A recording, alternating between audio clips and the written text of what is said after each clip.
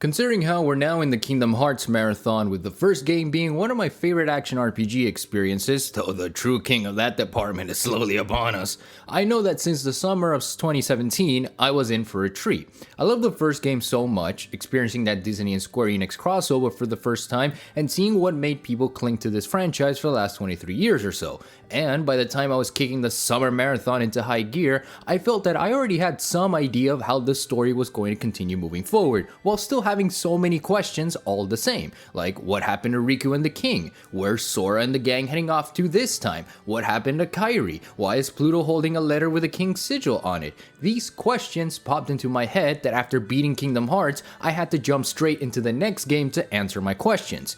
Not realizing that this game, oh yeah, this one, was actually going to be the game that would be doing that for me. Oh ho ho ho, how naive I was back then. Kingdom Hearts Chain of Memories is a game in the Kingdom Hearts franchise that some have a love-hate relationship with. Why? Well, for many reasons. The main reason is that it was a game that released for the Game Boy Advance back in 2003, and for many who weren't actively looking for this game and were salivating at the idea of a potential Kingdom Hearts 2, people overlooked this game. They all thought, me included, that because this game was released on the handheld, it was just a spin-off for handheld players to enjoy, never realizing that it was actually a sequel and contained a lot of important plot details that play significant roles for the franchise's overarching plot. Kingdom Hearts having a sequel for a handheld of all things was weird, and it won't be the first time they do this as we continue the franchise. Oh, we'll see this pattern repeat itself to hell and back. Yeah. But as for my personal reasons about how I feel about this particular game, well, it's a lot. Chain of Memories was a game I didn't fully enjoy. Well, specifically Chain of Memories. If it wasn't enough of an indication, I am talking about the PS2 remake that released in 2007, which should have been released for the PS2 in the first place, but hey, we're past that. We are past that. But Chain of Memories was the version I played, as cutscenes were fully voiced, the game had the KH1 look, and it's bundled with the rest of the franchise thanks to the 1.5 2.5 remix collection. You can't really miss it, and while it's great that we now have a version that is easily accessible for new and old fans of the franchise, I also wondered about the GBA original. I ended up trying it out for the purpose of this video to kind of have a better idea of what this game was doing back in the day. I didn't beat it because my main focus was mainly on revisiting Chain of Memories, so I ended up just brushing it to the side and moved on with my life. But that isn't to say that I didn't enjoy my time with the GBA version, as I liked a lot of the presentation. You can never go wrong with the sprite work when it comes to the Game Boy Advance, proving once again just how insane the dev teams were for handling the handheld and crafting diamonds on the damn thing. Gameplay was a bit dated though, largely given the nature of this being an early 2000s title, but it was a solid time overall thanks to the knowledge I already had thanks to my first time playing Chain of Memories. It's funny saying all of that now because hindsight is scattered across this entire video with all the things that I have to say, because my initial playthrough of Chain of Memories wasn't that great of an experience. When I first played Chain of Memories, I absolutely hated it, mainly because it was such a curveball. From the fun action-packed button mashing and spell casting that the first game brought, to now something that was, card-based? My mind was bamboozled, and considering that I was just inching to play Kingdom Hearts 2, I played the game on easy mode and bullshitted my way to the end because I never cared about this game at all. I never went back to Chain of Memories or even played the Riku campaign because that card system was a pain in the ass, and I probably swore that game off like it was the Black Plague or Dairy, I guess. I don't know. It was just that bad of an experience for me looking back. But because we got this marathon going already, I say we head back to Chain of Memories and see where Sora and the gang left us off in their little adventures, and also maybe along the way give this game a second chance. After their victory against Ansem the Seeker of Darkness and sealing the door to darkness with the help of King Mickey and Riku, Sora, Donald, and Goofy are once again searching for their lost friends, chasing after Pluto, who seems to bear some news of the king. Still wondering how the hell he showed up, but hey, it is what it is. But suddenly the chase comes to a halt as a mysterious hooded figure approaches Sora dead in the night, speaking of riddles like he's Shakespeare or some theater kid in high school, resulting in the trio at the front doorstep of One Castle Oblivion, a castle that, despite its naming being a complete dead ringer for something sinister, the dumbasses enter nonetheless. You know, if I was suddenly walking into an area and the first thing I see is called the Doomsday Motel, the safest bet would be to turn back around, right? Well, guess what? Mama didn't raise no bitch. Inside Castle Oblivion, Sora and the gang venture through its obscenely wide walls since they have a suspicion they'll find King Mickey and Riku, all while the same hooded figure returns to give Sora the usual cryptic poetry about to find is to lose and to lose is to find. Basically, the reason why Sora has a hard reset in his abilities. Also, this won't be the last time the poetic shtick will appear, so get ready to hear more of it as we continue with the franchise. The hooded figure eggs the trio to travel through the castle in search of their friends, but to do so, they must obey the rules of the castle. The man gives Sora a deck of cards that acts as his memories of the Disney worlds, including the free DLC Traverse Town, all for him to further proceed to the castle and revisit his memories. But the more Sora progresses, the more he loses his memories, all while figuring out the whole mystery of this castle and the goal of the hooded figure. Still, knowing you're going to lose your memories as soon as you even step foot in the door, I wish I could have joined because at least I would forget the embarrassing things that's happened in my life. This one time I forgot what I was gonna say. The plot of Chain of Memories is really Sora revisiting the past as he climbs higher up the castle, but his experiences aren't the same as they were before. Be it the result of the castle or Sora possibly being an idiot, Castle Oblivion makes the experience feel like we're back to visiting each world as if it was the first time. The only difference is Traverse Town, where Sora meets with the Final Fantasy gang again and they seem to remember Sora despite being figments of his memories, possibly due to the strong bond they share. But everyone else beyond that doesn't seem to care who Sora is, which kinda strikes me as odd. There are entirely new continuities in some worlds where they disregard what occurred in the previous game, focusing heavily on the themes of memories, which again makes me question Sora's attention span because if these are supposed to be his memories, what the fuck was he even remembering? I understand this was done so that the folks who never got a chance to play the first Kingdom Hearts have something to indulge on the GBA, essentially turning this into a Kingdom Hearts 1.5. Oh god, that joke was low-hanging fruit, wasn't it? Story-wise, it's just not explained all that well, and I wish it had tried a little harder unless the writers too forgot what they were doing. But that's not really the important stuff, as the Disney worlds are just another reason to progress through the game and don't share as much significance to the overall plot, similar to that of the first game. The mystery figure is later revealed to be Marluxia, a pink-haired Byakuya wannabe with his cherry blossom scythe to call his blade, and is said to work for this so-called organization, which we know it to be Organization 13, but hey, we're not there yet, people. With the help of Bad Bitch Supreme Larxene, who low-key I kinda fuck with, and Reno from Final Fantasy VII. Oh, my name's Axel.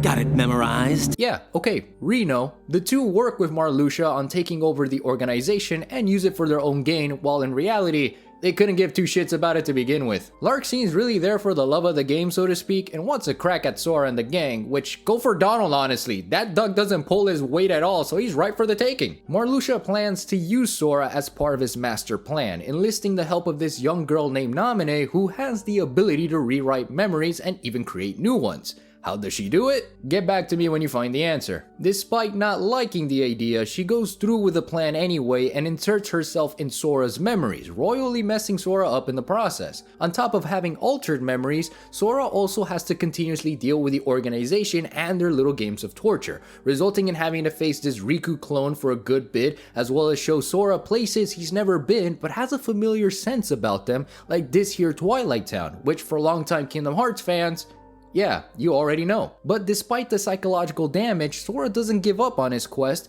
as his heart is strong and he knows he is in good hands with his best buddies, even when things are at their most dire. So much so that help unexpectedly arrives with Axel, who has been working as a spy for the organization to thwart Marluxia's plans, freeing Naminé in the process. Well, freeing is an understatement because while the baton was passed to Sora, he gets sidetracked by the Riku replica before Larxene shows up to throw some more hands, all before she too gets a taste of her own medicine. Sora then confronts Marluxia, now seeing that enough is enough with all the games, and proceeds to go bullshit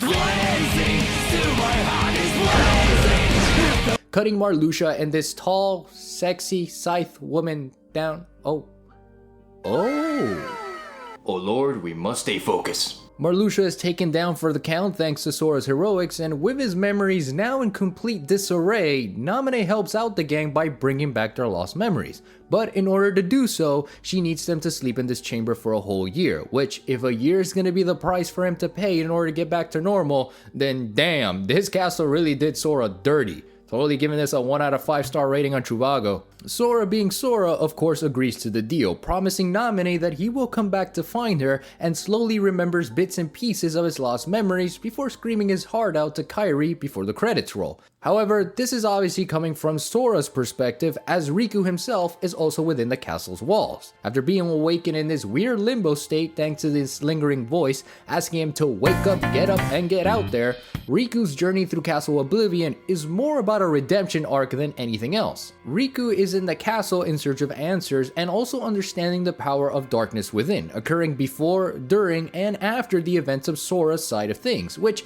I actually enjoy from a narrative perspective. Most of what Riku deals with actually gives us more context about the nobodies and the organization, making Riku's story more important in the grand scheme of things, but only in the little details and their nuances to the bigger picture. Riku learns about things faster than Sora as the organization tries to mess with him during his visit in Castle Oblivion. As he's going through his hero's journey with the help of King Mickey, more answers and questions are being given to him rather than Sora, which, let's be real, makes a lot of sense in hindsight, but boy does it feel like they curb stomped Sora's intelligence in this game.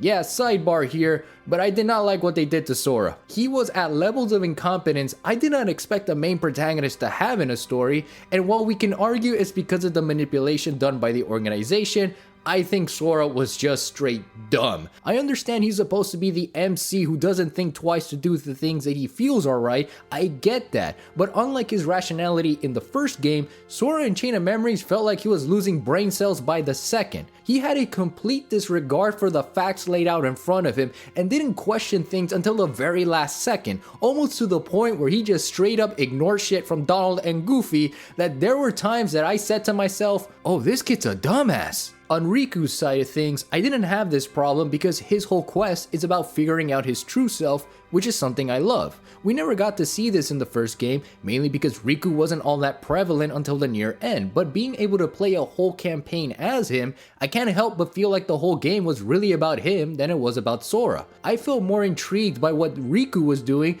during his time in Castle Oblivion, and at certain points, I enjoyed his story because at least he stops and thinks about the situation he is in and cuts all the bullshit from the people giving him these riddles about light and darkness. He's a straight shooter throughout the whole campaign, learning to embrace his darkness while beating up more members of the organization before finally reuniting with King Mickey.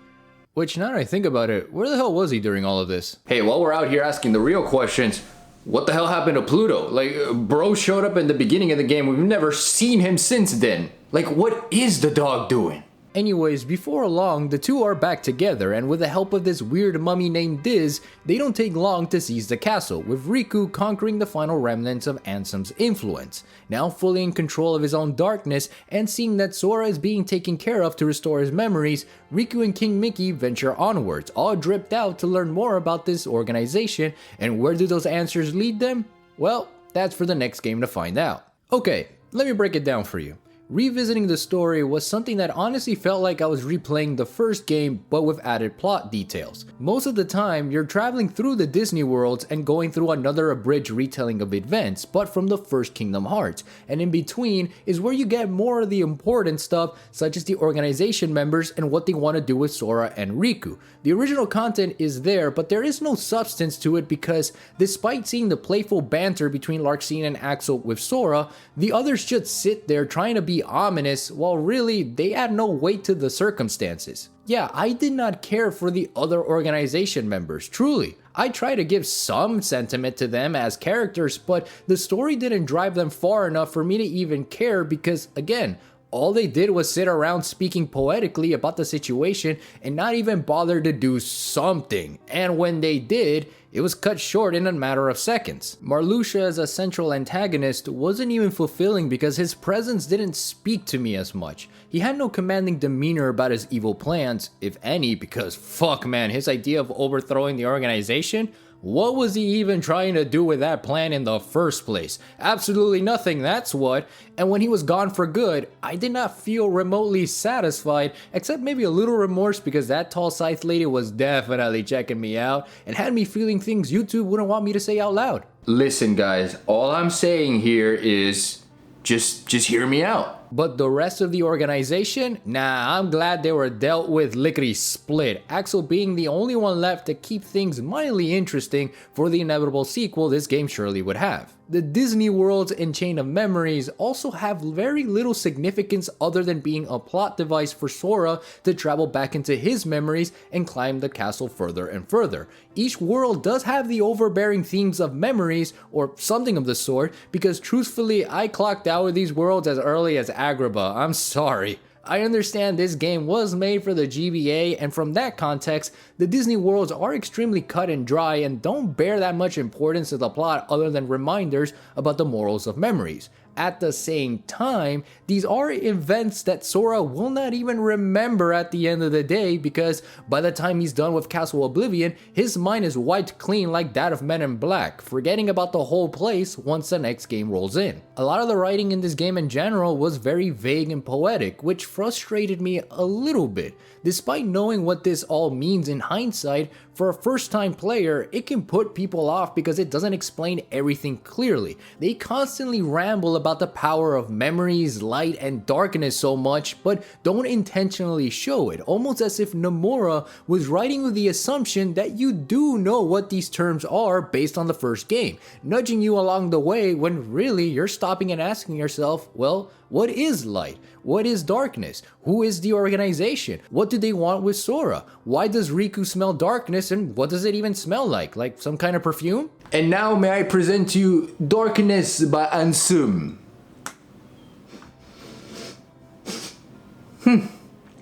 Smells like bitch.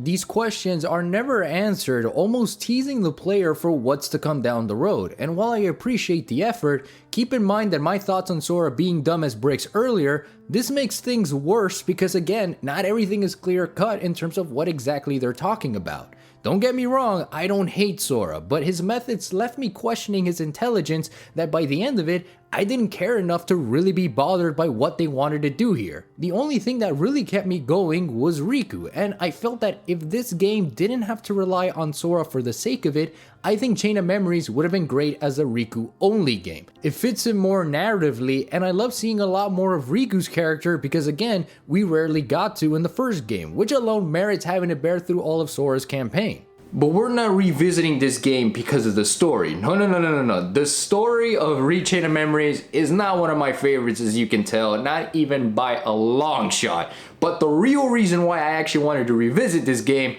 was because the gameplay. The gameplay was the main reason why I wanted to come back to this. Zooming out, Chain of Memories isn't that far off from the standard formula. You have the 3-hit combos, the magic abilities, and you summon your friends like their JoJo stands. It's relatively the same as before. But the cards are what's in your possession, and that's most, if not all, of what makes the gameplay structure of Chain of Memories. It's how you do your basic attacks, your magic, your summons, and all that jazz, to even accessing the worlds and traveling through them with these world cards you collect after battle, changing the playing field in each world you travel to. Most of these cards can be found by smacking things in the overworld, but these Mugo shops can find the majority of them, and they also give you a free set of random cards before selling you the goods. But cards also have card points, and so it's a game of managing your deck so that you don't go all crazy, and the more powerful cards cost more card points, so you have to keep that in mind when building the deck you want to use throughout the adventure. Cards also have numerical values going from 0 to 9,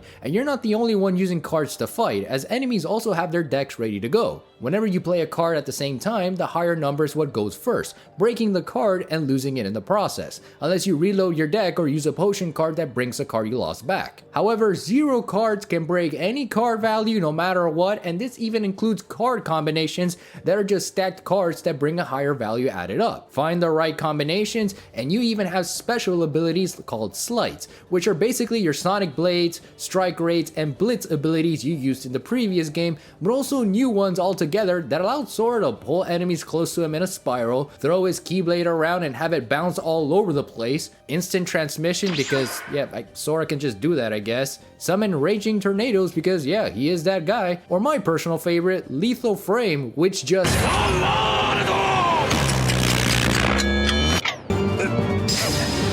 Yeah, that. You also have some buddy slides to use, whether it's stronger magic from Donald, which is still as inconsistent as ever because why the hell would you use lightning magic on Larxene? It heals her, you dumbass! And Goofy just slam dunks Heartless around like he owns the block.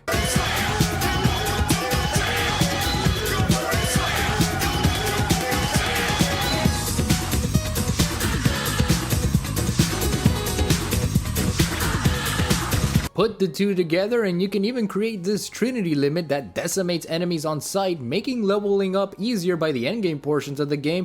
Or if you're really feeling it, just use Goofy as a battling ram and ram headfirst into enemy on sight. Seriously, slights break the game in half when you know how to use it properly because of its higher values, that it can make the game rather easy at times, but it does come at a cost. The more slights you use, the more cards you end up losing, specifically the first card you use to summon the slight. So if you are using high numbered cards first, like this dumbass every time, you're going to suffer from certain boss fights or enemies because you lost all the cards needed to keep the battle in your favor unless Pluto shows up to throw you a bone every now and then. No, I meant that metaphorically! And listen, there are some boss fights that sure piss me the hell off during Sora's campaign, no matter how hard I turned my brain on. The Vexen and Marluxia fights were a testament to this because I got used to playing the game on autopilot that I didn't think twice about what my deck build could have been and how to handle each fight properly. Once I did figure out the right deck, it was only then a matter of time and patience to deal the numbers I wanted to roll, including summoning Armageddon on this asshole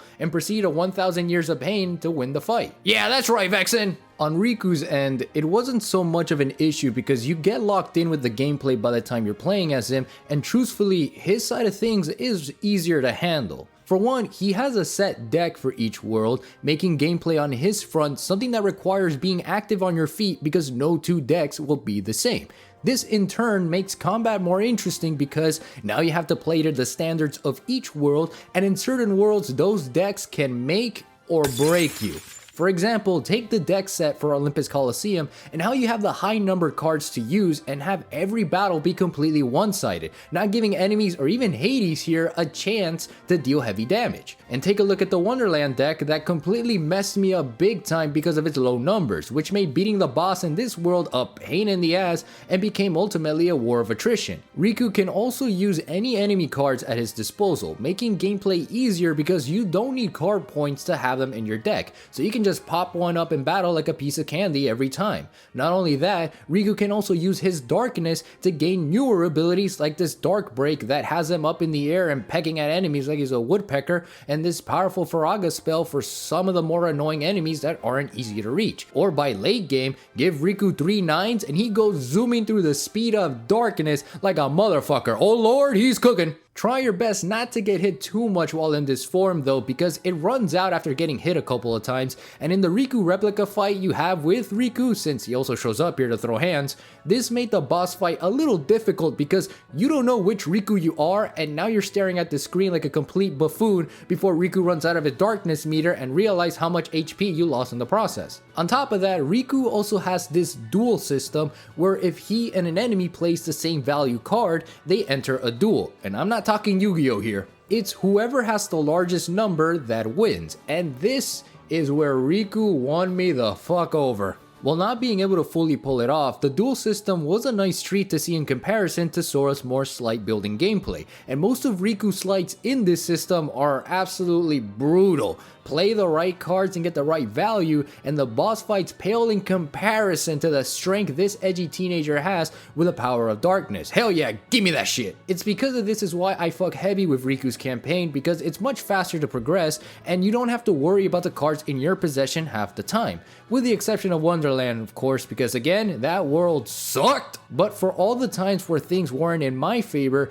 it wasn't as frustrating as I once thought it was back when I first played Chain of Memories. Sure, were there boss fights that I mentioned that weren't as easy as I wanted them to be? Yeah, but that wasn't due to the game's fault. It was mine for not building the right deck to tackle the situations I put myself in, and because I know that to be the case, I can't find Chain of Memories to be a bad game design-wise because they taught you all you needed to know from the very beginning. The rest is up to you to apply those skills and learn to use the right cards for the right fights and break the game in that manner, which to me, I found the most enjoyment in. Every time I was figuring out how to build the deck for the entire game, the more I learned of many cool things both Sora and Riku can do as expressed with their slides. The game rewards you for effectively zero carding the entire game with these skills, and hence why for the majority of the time, I focus more on leveling up my card points so I have more options to use and more to gain out of the experience. It was great knowing all of this now in hindsight while also realizing that wow,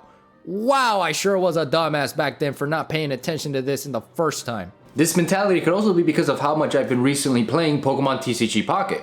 This game had me thinking of all the possible deck builds I can do with certain cards, and the mentality shifted with Chain of Memories here, which made the experience even better, notwithstanding parts of the plot and all. In fact, most of my enjoyment came from the possibilities of building various decks that work to my favor because it's the idea and creativity that I think makes Chain of Memories fun. However, that's really about the only interesting bit about the gameplay because if we're talking exploration, well, get ready to look at these boring overworlds that occasionally shift backgrounds. Every Disney world has this with the exception of 100 Acre Wood, since that's just the minigame world for Sora to goof around for a bit before realizing, yeah, he's in the middle of an existential problem. And with the map cards I brushed up earlier, this sort of changes the dynamic of the traversal of each world somewhat, but it really isn't all that much different when you enter them. Oh, look at that. The room has sleeping Heartless. Aw, better sing them a lullaby. Oh, now this room has more Heartless than before. Oh god, who killed the lights? Nothing changes in these rooms besides some basic platforming, and while this was originally a GBA title, I understand the intention behind this game design, but playing the remake puts this off on a major scale because they didn't rework it so that it can have some differentiation from its original counterpart outside of the 3D workarounds in combat. It's the same isometric style room design that makes Qbert want a taste of the action. The map cards also have values in them, and depending on which door you want to open, you use the numbers needed to open it, and occasionally they will ask you for some ridiculous number values that if you don't have them, yeah, you gotta go back and forth to grind cards for them. This can work in your favor if you're grinding for more card points or slides, but by the end game of both campaigns, I didn't give a shit and was hoping to end things as quickly as possible. For as much as I can praise Chain of Memories, at the end of the day, it does drag things out far more than they needed to, and while you can shave off time by exploiting the card system to your liking, the traversal and the story can again put things off at a certain point. Chain of Memories is a game I think you can personally skip and just watch the cutscenes on YouTube if you care for the story and all, because the Disney worlds don't give much significance, the combat, while enjoyable, is different to what the franchise is known for, and as a whole, it's a game that's more of an acquired taste or for the more diehard Kingdom Hearts fan. And if you do end up playing this, then understand the game expects that from you from start to finish. I can say more about Chain of Memories, but I think this feels a lot more satisfactory because we gotta get a move on with the franchise here, and the next time we do cover Kingdom Hearts is gonna be with my favorite, and I'm sure many of out there's favorites, Kingdom Hearts 2. And listen, if I gotta be a little bit transparent here, that's the reason why I'm even covering the entire franchise in the first place. It is the reason why I wanted to talk about Kingdom Hearts, and I have so much to talk about Kingdom Hearts 2. But when we get there, we will get there. As of now, thank you guys so much for watching this one. Keep being awesome, keep spreading love and kindness into the world, keep doing what you need to do, keep improving by 1%. I'm going a little bit off script at this time, but you know what I mean. It is what it is with these outros. Just keep being awesome, keep spreading love and kindness to the world, like I said already. Stay safe and sexy out there, do good into the world, have fun, peace out, and take care.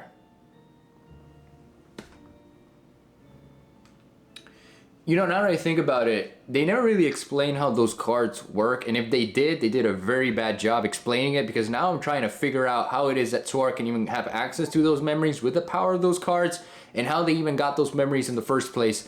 Yeah,